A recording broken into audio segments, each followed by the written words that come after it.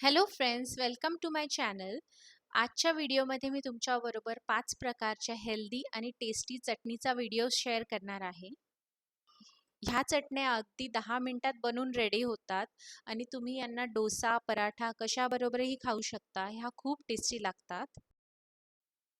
चटणी बनवण्यासाठी आता मी नारळ तोडतीये आणि ह्या नारळामध्ये भरपूर पाणी आहे. इवान याला बघून खुश झाला आहे कारण त्याला नारळ पाणी खूप आवडतं. मी नारळ पहिल्यांदाच तोडतीये आणि याला मी कमीत कमी फरशीवरती 5 ते 6 वेळा मारलंय, तेव्हा ते तुटलंय. चटणी बनवण्यासाठी मी कधीही ओलं नारळच वापरते कारण याच्याने चटणीची टेस्ट खूप फ्रेश आणि छान लागते.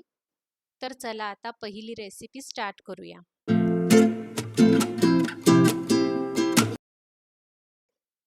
पहिल्या चटणीच्या रेसिपीसाठी मी ओलं नारळ घेतलंय. मी त्याला असं छोटं छोटं आणि पातळ कापून घेतीये. तुम्हाला पाहिजे असेल तर तुम्ही याला किसूनही घेऊ शकता.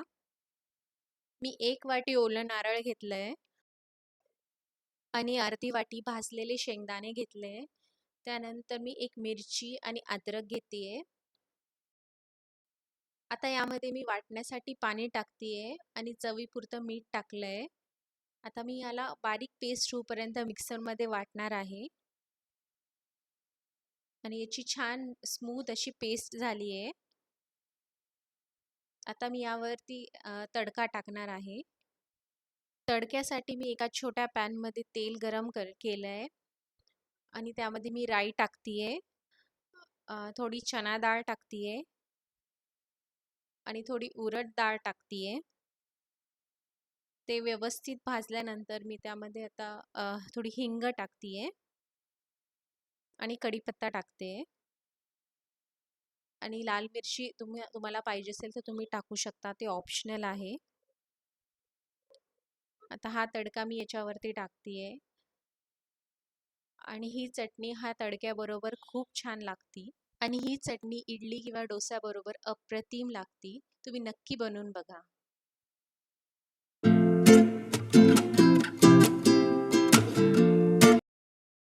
दुसऱ्या चटणीसाठी मी 1 वाटी चिंच अर्धा तास पाण्यामध्ये भिजायला टाकली आहे.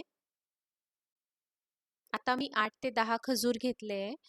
हे छोटे खजूर आहेत. जर तुम्ही मोठे खजूर घेणार असाल तर तुम्ही कमीही वापरू शकता. आता मी यांच्या बिया काढून घेतेय. सगळ्या खजूरच्या बिया काढून झाल्यानंतर मी गॅसवरती एक पातेलं ठेवतेय. पातेलं गरम झाल्यानंतर मी यामध्ये जी भिजवलेली चिंच आहे ती टाकतेय. गॅसचा फ्लेम मी लो ठेवलाय. आता मी यामध्ये हे खजूर टाकतेय. आता मी यामध्ये अर्धी वाटी गूळ टाकतेय.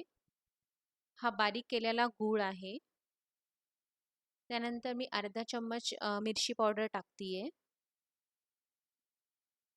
आणि मी आता याला मिक्स करून घेणार आहे. तुम्हाला पाणी कमी वाटत असेल तर तुम्ही यामध्ये अजून पाणी घालू शकता.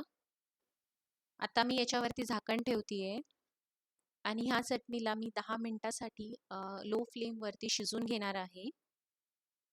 आता 10 मिनिट झाले आहे आणि हे बघा, ही चटणी व्यवस्थित बनली आहे, एकजीव झाली आहे पूर्ण. आता मी गॅस ऑफ करतेय आणि हे बघा, थंड झाल्यावर ही अशी दिसतीये. तर मी हिला मिक्सरमध्ये वाटून घेतेय आणि ही एकदम मस्त कन्सिस्टन्सी झाली आहे याची. ही चटणी खूप छान लागती आणि ही आंबट गोड चटणी तुम्ही कशाबरोबरही खाऊ शकता. जर तुम्हाला अजून गोड आवडत असेल तर तुम्ही ह्याच्यामध्ये गुळाची मात्रा वाढवू शकता. ही चटणी पाणीपुरी बरोबर किंवा पराठ्याबरोबर खूप यमी लागती.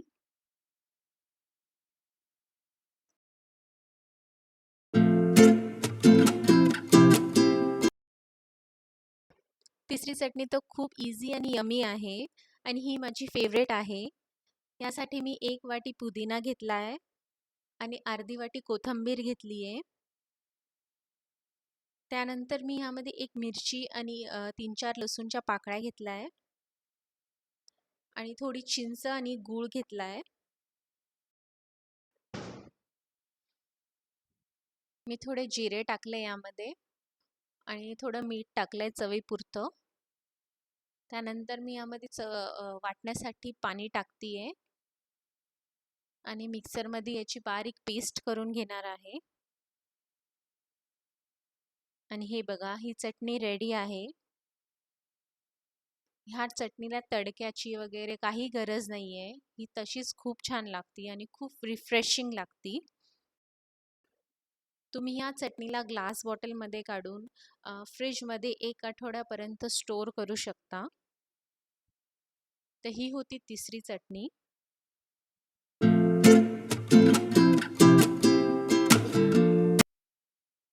चौथी टोमॅटोची चटणी आहे आणि जर तुम्ही केचप खात नसाल तर हे एक बेस्ट अल्टरनेटिव्ह आहे ही चटणी तुमच्यासाठी. त्यासाठी मी 4 टोमॅटो घेतले आहे आणि त्यांना मी धुवून घेतलं आहे, वॉश करून घेतलं आहे. आता मी यांना कट करून घेते आहे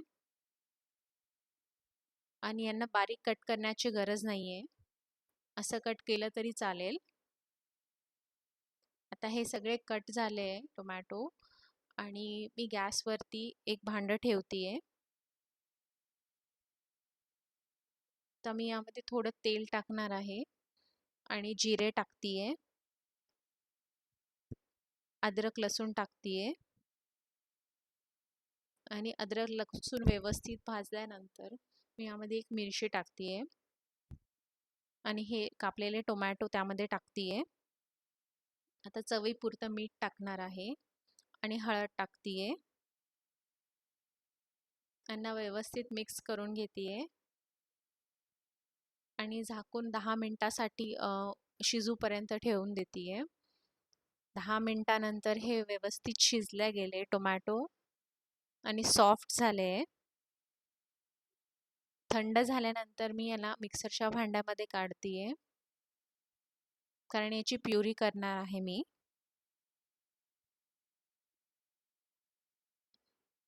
आता प्युरी रेडी आहे आणि हे बघा, टोमॅटोची चटणी झाली आहे आणि हिला कलरही किती सुंदर आला आहे. त्यासाठी मी आता तडका बनवतीये आणि तडक्यासाठी मी तेलामध्ये राई टाकतीये आणि एक रेड चिली टाकणार आहे. हे ऑप्शनल आहे आणि कढीपत्ता टाकलाय वरतून. हा तडका मी आता चटणीवरती टाकला आहे. ही चटणी एक हेल्दी अल्टरनेटिव्ह आहे टोमॅटो सॉसचं.